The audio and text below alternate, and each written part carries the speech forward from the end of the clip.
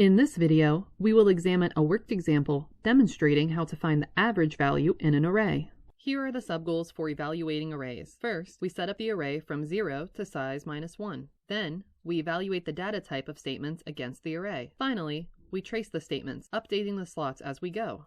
Here is our problem to solve. Assume that the integer array alpha has been properly declared and is full of data values. Evaluate these statements and determine the value of AVG. If any error occurs, give the reason. Then, we are given this set of code. For subgoal 1, we set up the array from 0 to size -1. We know that alpha is an array of integers and has values, but we don't know what those values are. So, we will set up an array that goes from 0 to index size -1. Remember that alpha.length will give you the array size. For subgoal 2, we evaluate the data type of statements against the array. The only references to the array are in the loop and selection statements. We have the for loop. Integer I index starts at 0 and continues as long as I is less than alpha.length. The value at alpha sub I is added to sum, and sum is an integer, so this is legal. Next, we have a selection statement. If the length of alpha is not 0, in other words, the array is not empty, then the average is equal to sum times 1.0 divided by alpha.length. All of these assignments are valid.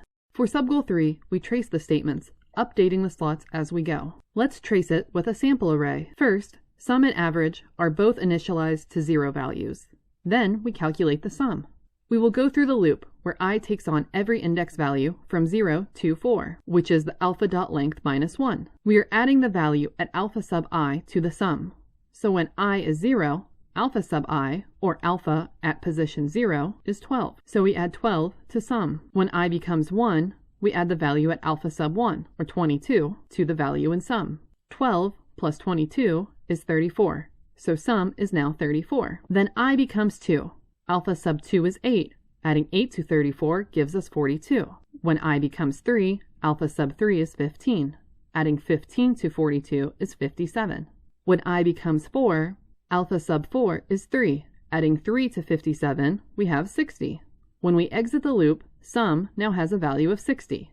We then have the selection statement. So, if alpha.length is not equal to 0, which it isn't, then we will calculate average as equal to sum times 1.0, which gives us 60.0, divided by alpha.length, which is 5. 60.0 divided by 5 gives us 12.0.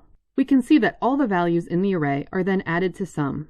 Why have the selection statement? Why do we need it? What if the array has been declared but has no values? Then its size would be 0, and we would be dividing by 0, and that would give us an exception. So we guard against this. As long as the array has some values, then we will calculate the average. Why do we need to multiply sum by 1.0?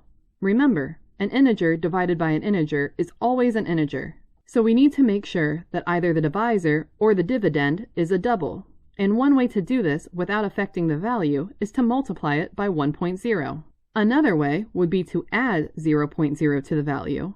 And yet another way would be to cast the value as a double. So, the average is the sum of all the elements divided by the number of elements in the array. So our final answer for this is the average contains the average of the values in the array alpha, or 0 if alpha is empty.